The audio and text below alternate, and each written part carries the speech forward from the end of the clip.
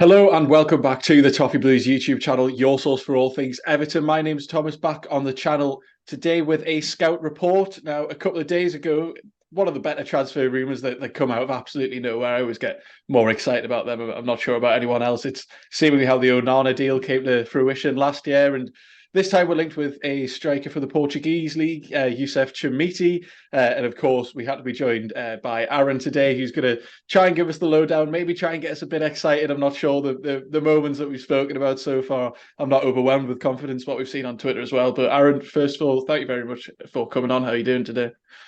Yeah, I'm good. Thank you for having me on. It's a pleasure. So let's just start right at the start then. Before we kind of get into all the nitty gritty and the details, when this deal seemingly got leaked by Fabrizio Romano, now it's developed to the point that it looks like he's having a medical before the weekend. What were your initial thoughts? Surprised. I think there's two sort of sides to it. One being an Evertonian, so looking at it from a sort of Evertonian perspective and trying to get excited, and then also as someone who writes about the Portuguese league and sort of I've watched them. Didn't think he'd be top of the list for Premier League clubs, not just Everton. But yeah, it took me a little bit by surprise. Um, Knowing that what we're after is probably more of the finished article, a more polished sort of striker who can come in and hit the ground running. Hopefully to take the burden off Dominic Calvert-Lewin, or if he's not in the squad through injury or whatever. Um, so yeah, a little bit of a shock, a little bit of a surprise, and I think on their side of it, Sporting will be looking at this and thinking it's good money for someone who is essentially going to be third choice this season. Obviously, they've just brought in Victor Gyökeres from Coventry. So, yeah, intrigued by this one, to be honest. Yeah, it does seem quite interesting, doesn't it? Because we've seen rumours that the club they're still looking at other attacking options. Even if this deal gets over the line, it's somewhere in the region of 15 million, rising up to 20, which by the sounds of the start of the summer seems like almost like our entire budget, which is obviously going on a very unproven player. But so just kind of tell us a bit more about it. What's his profile like? How did he kind of break out last season?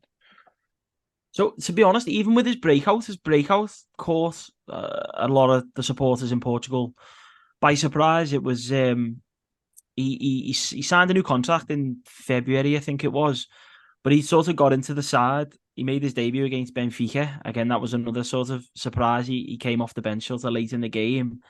And there was a couple of other strikers that are around his sort of age bracket that were muted as being maybe the next ones to join the senior side. He wasn't someone that really lit the world on fire with the B team.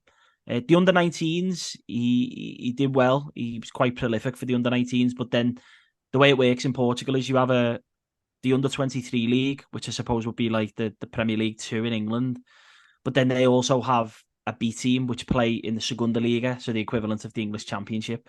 So when players are playing for the B teams in Portugal for the big clubs, they're still playing against professionals. They're still playing, at a decent level. Players who are looking to avoid promotion, relegation. So there's a lot more sort of at stake than it would be if it was a sort of B team in England.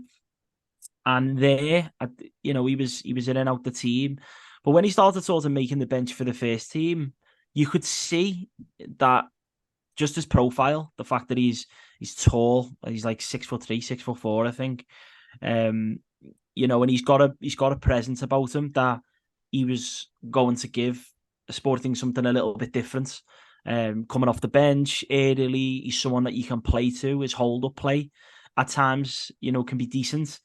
And yeah, he's someone that attracts a lot of chances, and you can take that as a good thing and a bad thing, because his conversion of those chances is partly the reason why they're looking to offload, and the reason why they got Victor Gyökeres in is that I felt at times last season Paulinho, the main striker, was out injured, and when Chermiti was coming into the side, it was almost a sense that you couldn't really rely on him just yet, which is fair because he was 18 years of age at the time. Doesn't matter what league you're playing in when you're thrust into the top division for a side each week that's expected to win. You got to think he's coming to a club in Everton who've got a completely different profile. They're expected to dominate possession. basically in every game that they play, except for against Porto and Benfica, and maybe the Braga games. Everyone else they're expected to beat. With us, it's it won't, teams won't sit back as much as they do obviously in the Portuguese league, which I think could be a reason why why we're looking at him. And yeah, he came in the side, and he did okay. As I say, he's someone who attracts chances. He always seems to be on the ball, and he is a bit of a nuisance. His sort of physical presence, he'll push himself out wide to try and get on the ball, and he does work hard off the ball as well, which I think, as an Evertonian, I know that's something that we love. But as I say, I think for them the frustration is that they needed someone who could convert the chances sort of at that top level, and especially with playing in Europe and the demands at the club are massive. He couldn't really give them that, hence why they've picked up someone like Gyökeres. So yeah, it is an interesting one because we're a different profile of a club. We're a club that's expected, to be fighting at the bottom half of the table this season. Hopefully not. But for the last couple of years, obviously things haven't been great. They need someone to come in and sort of lighten that load. So yeah, he's probably, I wouldn't say he's ready for the Premier League, but then on the flip side, if this is a signing that Everton want to bring in and then also partner them up with a cheaper, more experienced option, whether it be, obviously we've been linked with the likes of Iheanacho and not saying he's cheap, but instead of going out and like a Toure, where we would expect it to spend 25, 30 upwards, if they bring in someone like Chermiti, that's more of a long-term project, and then partner them up with someone who probably isn't of the standard of, say, like a Toure, but can go in and make an impact, then, it could be interesting. But if we're expecting him to go in and lead the line and play 90 minutes every week, it's just not going to happen. He's just not at that level yet, sadly. Yeah, and the likes of Paul Joyce have been saying that we are still looking for other attacking options. It'd be interesting to see what Dyche tries to play this season. Last season we didn't really have the right kind of mold, the right kind of player that we saw at Burnley with the Chris Wood and Ashley Barnes, and I'm sure, like myself, when the news came out, and obviously I knew nothing about him, I gave him a quick Google and found out he was 6'4", which naturally drew the comparisons to Dominic Calvert-Lewin. So if we kind of just hone in on that a bit, as you said there, not ready to lead the line by himself, but if he could be put next to someone more experienced, then you could potentially see him flourish. But how similar is he to Calvert-Lewin? Because that is kind of the natural comparison. It seems like the club have made a much more conscious effort this season to recruit like-for-like players. We ended up with Mope last season, obviously just a far cry from anything that Calvert-Lewin offers, and it is encouraging to see the club potentially going for a similar replacement, so we don't have to change the entire system if Calvert-Lewin is injured. But if he is injured for the entirety of the season, once again, not ready to lead the line. But can we draw those comparisons between the two of them? Yeah, I think, and I think it's more than just a lazy comparison because of the height. I do think that they've got some things in common. I think when you look at, I was actually running when the news came out yesterday. I was running some of the numbers of Calvert-Lewin's, not his first proper season with us, the second season, because I think the first season he only made a couple of appearances, but it was the second season, and then Chermiti's season last season. Like the radar graphics, they come up as quite similar, to be fair, in terms of like aerial duels and stuff like that. He scored a goal actually that was a little bit reminiscent of a Dominic Calvert-Lewin goal against Porto. It was probably his highlight of his career so far, Chermiti. It was a really deep cross from the right-hand side over to the back post, and he's just got up above everyone else and sort of powered this header in. And I remember because that was quite early on into the season, I think, or into his career anyway. And when he scored that, I thought, wow, this lad does stick out a little bit. He is tall and he has got a bit of a presence in that. And to go into a game as big as that, Porto Sporting is a massive game in Portugal and Portuguese football. And that was that. Yeah, well, I was looking back at that goal yesterday, and I thought, yeah, I can see the sort of the echoes. And he scored a couple of goals like that for the under 19 or the 23s. It's sort of hold up play, the fact that you can aim for him. I mean, you'll know last season when we had Calvert-Lewin in I think it was around the time of the Brighton game, and even in the games where he wasn't scoring, we just looked so much better for having someone on the pitch that was a proper focal point, and someone that could bring others into play and bring the likes of McNeil and Gray, who can sort of bomb on with pace. And, you know, even playing the ball back into midfield to then get himself into a position and just getting involved in the play. We've obviously sorely lacked that because, you know, we cross into the box sometimes to nobody or to Mopé. So basically nobody. It's effectively nobody. So you can see what the club are going for, and it's sort of like you're damned if you do, you're damned if you don't, because if you bring someone in that's at the complete other end of the career, it's like we're making the same recruitment mistakes where you can see in a couple of years' time the Everton statements of, you know, we've released a player at the end of the contract and it's like, we've spent all this money, we've spent all these wages and we haven't got anything back. They might have scored a couple of goals, but there's no real resale value, which is something that obviously the club have tried to adjust. The likes of Onana, those type of signings of, you could get 2 or 3 years out of them, and the chances are when you sell them on, you're not going to lose any money. This is for me, if the way the transfer market is at the minute as well, especially for forwards. I mean, the lad Højlund, the Atalanta striker, who's just went to Manchester United. I don't know how many goals he scored in his career, but I don't think it's many. No. If Chermiti comes to the Premier League, and you never know, he could come on leaps and bounds, get a couple of goals in the Premier League under his belt, we could be in a bit of a better situation next year. And it's like, all of a sudden you've added 10 or 15 million to your price tag just because now it's like, well, he can cut it in the Premier League. And what is he at that point? 20, 21 years of age.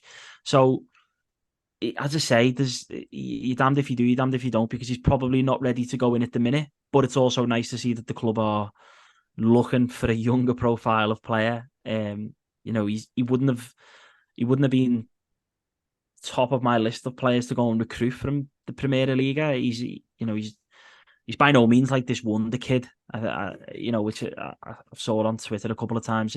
You get excited when you link to a youngster from the Portuguese league, especially because the Premier League players tend to do well in the Premier League when they, they've got quite a high sort of percentage of doing well, you know. And get a little bit carried away. But as I say, the Evertonian in me doesn't really want to be negative. I want to give him a chance. And I spoke to quite a few friends yesterday, some in Lisbon and then other parts of Portugal who were obviously Sportingistas as well, who are fans of the club, and they were taken aback by it. Like, really, Chermiti? And which I think a lot of people have been seeing on Twitter, and that's kind of, put the shit up them a little bit. But you just don't know until he pulls on a shirt. And as I say, he's got flaws in his game. He's got things that he needs to iron out. But again, I think he only recently turned 19, and he was 18 for maybe a large period of last season. I don't know when his birthday is. I'm not that in the know. But yeah, there's positives to the deal. But then, yeah, as I say, is sort of, sometimes he can look a bit, what's the word? Just frustrating. I just think frustrating because he looks like a player that you think, go on, like, you've got this sort of great profile and you work hard off the ball, but then sometimes his touch will let him down, or sometimes he'll overrun the ball, or he'll try and take the ball wide and take on an opponent, and it's like, just get in the box, wait for, like, that goal against Porto. That's the perfect example. Stay, sort of in the box, almost like what Ancelotti told Calvert-Lewin when Ancelotti was here, was just stay in between the posts. The wingers will do everything else. You focus on making yourself dominant when you're in the box and making yourself, known, and you'll get on the end of chances. So, I think someone like McNeil will be made up to play with a profile like him. So, it's something to aim for, I think, at least after a year of crossing to Damari Gray and Neil Mopé. He'll just be thinking, wow, someone's 6 foot plus. Yeah, and it is interesting because, as you mentioned now a couple of times, you've called him frustrating, and he is a young player, so I think it's important not to hone in on his weaknesses too much, but it is still important for us as fans to understand what his limitations will be, because there will be naturally just a high amount of pressure because fans want impact from this summer, despite the fact that we do have a relatively low budget. Although it's pretty hard to figure out what budget we have at the moment because we were involved in some sort of Yeah. £30 million transfer. Now we're sending over 10 million, 12 million quid for this lad. It is really hard to gauge what we have, but not to dwell on his weaknesses too much. He called it frustrating. Is there anything he kind of develop on that? Is it just his touch? Is it his positioning? Are they things that Sean Dyche can basically train out of him as he develops as a player?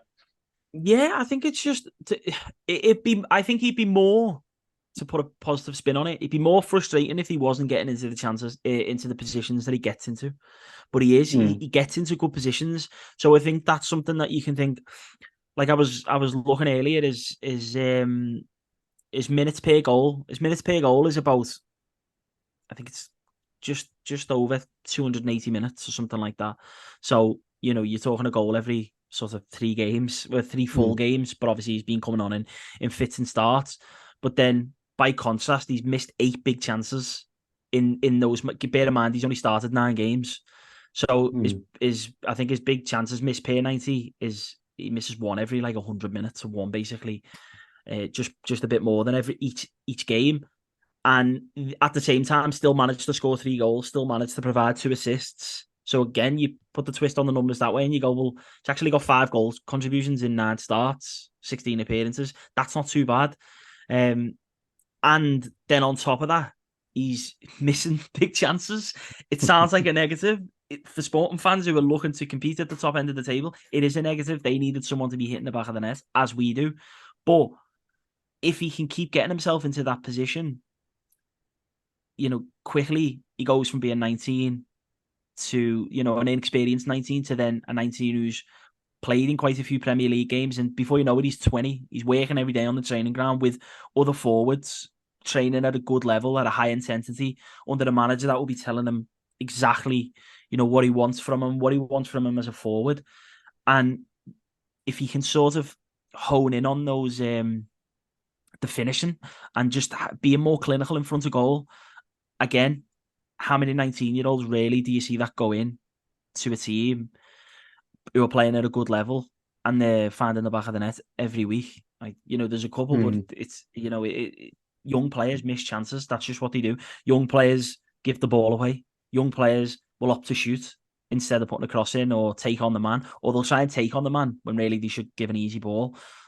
It's about, can you sort of get out of that working day in, day out? Because, there's a difference between a 19-year-old who you can't really rely on who isn't really clinical, and a 24-year-old, a 25-year-old. And then it's like, there's no improving them. But, from what I've seen of him, he's progressed quite quickly in terms of, as I say, under 19s into the 23s, into the B team in the Segunda Liga. Then he's in the Primera Liga. He's had minutes in the Champions League as well, I think, or the Europa League. Maybe a mix of the two. So the Premier League is just one more test for him. It's obviously a huge test, and he's not going to come in, as I said at the top of the show, and hit the ground running and he's scoring a brace and a hat-trick every week, because that's just not going to happen. And then also, I think we've got to factor in the fact that how many chances get created for him playing where he's been playing, and obviously the Primera Liga is of a sort of weaker standard, and he's also playing for one of the top clubs who are expected to win, as I say. So there's lots of possession, lots of crosses going into the box, lots of chances for him. With us, he might get less chances, which then I think the misses, like sort of those missed big chances, they stick out even more, because you might only have, 3 or 4 chances where you go, you've got to bury that as a team, not just as an individual. So if you've got one of them and it's a header and he puts it over the bar, it's like, whereas, as I say, in Portugal, you miss one chance, it's like you might have another one in 15 minutes time. It's probably why he's got 8 big missed chances. So yeah, different leagues, different styles, obviously different managers playing in a different system as well. It will be interesting to see if he goes, or Sean Dyche tries to go with 2 up top. Because as you said, last season we were playing, square pegs in round holes and putting wingers up front, and then it almost seems like the way that we want to play, if we could have someone up there to complement another player.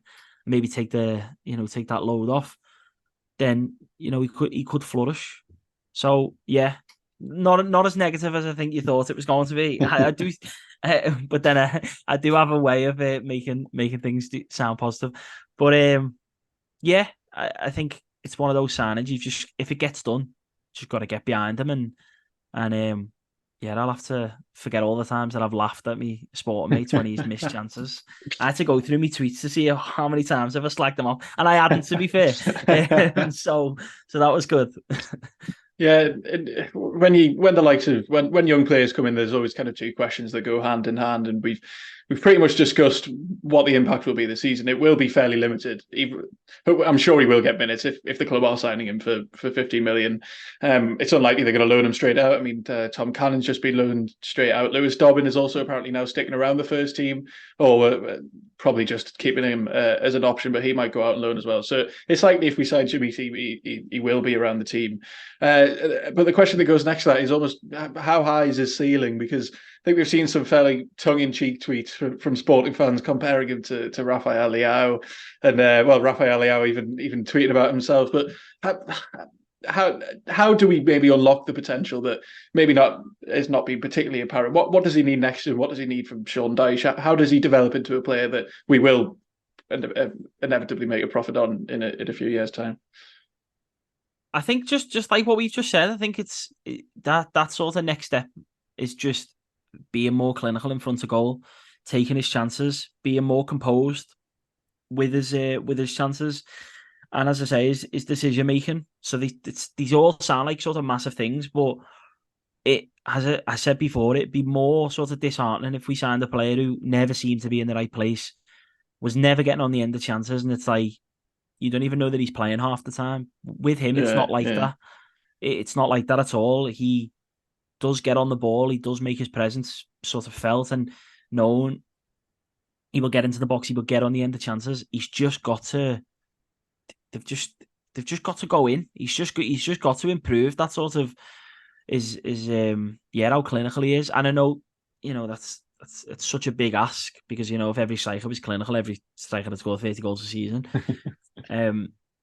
But as I say, it's encouraging the fact that he, can get into the right areas.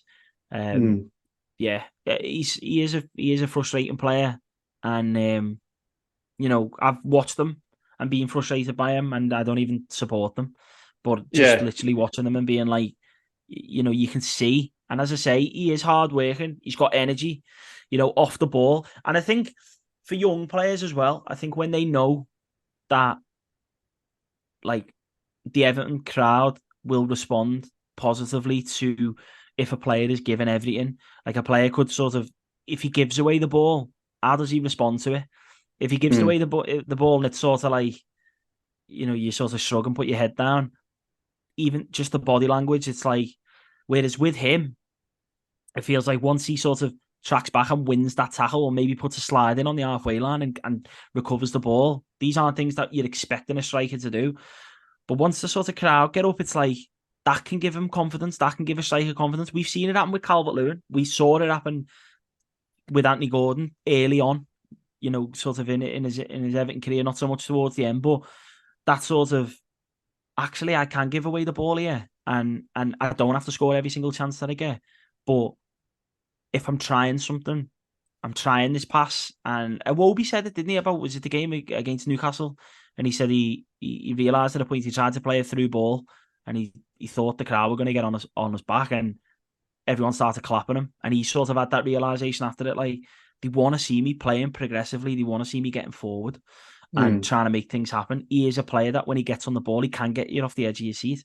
You might sit back down straight away when he, might give it away or might blaze one over. But he's just someone that we've all just sort of got to get behind, I think. As I say, if it does happen. The latest, I think, well, not the latest, but the report in Portugal yesterday were like that he was completely taken aback by it. So a newspaper over there, O Jogo, said that he and his sort of party they didn't know that they were looking to get rid of him. He signed the contract in February. He's there till 2027, I think, or 2028. So, but then I think Fabrizio Romano tweeted after that his dad has said they're now aware of Everton's proposal, and now they're going to look to make it happen. So if the club have told them, look, you're going to get little to no minutes, here's a chance for you to go and actually play in the Premier League. He come with enthusiasm and want to play and sort of want to put the Everton shirt on, and Everton fans will respond in the same way. But that pretty much brings me to the end of my questions, because I mean we could talk to a blue in the face, but obviously you just we inevitably just have to see how he adapts to the Premier League. Yeah. As Alan Myers has said, that there's a medical boot for this week potentially, of course, before we play Sporting this weekend. So it'd be interesting to see how that develops. But have you got any final thoughts? Because I think often in transfer deals there tends to be winners and losers, and we all know how it kind of feels to be on the losing end. But by the sounds of this, if he does develop into a decent player, someone we could sell for profit, or who, I don't know, maybe scores goals for us and leaves the line for us for years to come, it seems almost like a win-win for both ourselves and Sporting. Yeah, as I say, they've had a bit of a history in recent times of being the worst sellers out of the three. The Benfica are by far the best in modern times in terms of what they get for their players. Porto are, again, they've usually done well sort of with the South American players, and then sort of in recent times, Fabio Vieira, Vitinha, Fabio Silva, 40 million euros they got for him. So but then you never really hear of Sporting getting top money. João Palhinha, they let go for a lot less than they should have. Bruno Fernandes, when he first went to Man United, a lot less than what they could have. He went there and single-handedly took them into the top four. So they'll just be delighted that we're actually getting money for someone that probably wouldn't have got a look into the team. But as you say, a couple of years down the line, he could be worth, double it, and they then think, oh, we should have sold him for a bit more. But for the player that they've sold at this moment in time, it's a good deal for them. It's a good deal for us in terms of it's not a monumental sum of money for a Premier League club, or at least it shouldn't be. Our financial situation obviously is a bit precarious, but sort of, when the dust settles, it's like that's more just an indictment of how poorly run we are, because with the TV revenue, it's the biggest, most watched league in the world. How much that the clubs earn, Everton really shouldn't be struggling to pay 50 million euros for a player from the Portuguese league, or to offer salaries that are going to get people to come. So, but obviously, as I say, our situation's a little bit unique.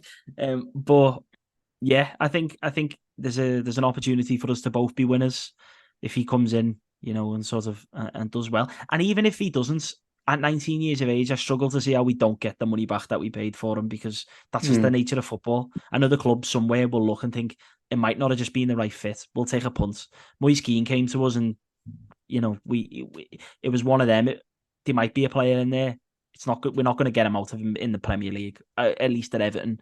And you sell them on, and that's it. You just wish them luck, and you sell them on, a year or two later. And I think, did we made a profit on Moise Kean in the end, I think? Yeah, it was a couple of million or something like that. It was a couple of mil, but at the same time, it's not the same as what we were doing a couple of years ago, where we were spending 30, 40 million on players that just ended up leaving at the end of the contract. So, yeah, maybe a step in the right direction. Who knows? Yeah, Aaron, thank you very much for your time. As always, this made me feel slightly more positive than maybe I did when we messaged the other day and you said you're going to have to find something positive to talk about. I'm feeling slightly better now, but as always, thank you. Where can our viewers find more of you if they'd like to see more?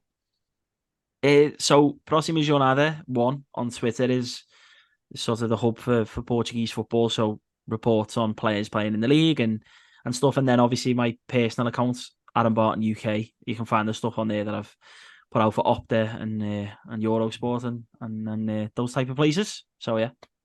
Great, thank you very much. Thank you all for watching. Be sure to let us know your thoughts on Chermiti down in the comments, and let's see if he can develop into the next Calvert-Lewin. Very excited to see his progress this season, and excited to see if we bring in more attacking options to hopefully take the load off him if Calvert-Lewin stays injured. So I'll see you all later.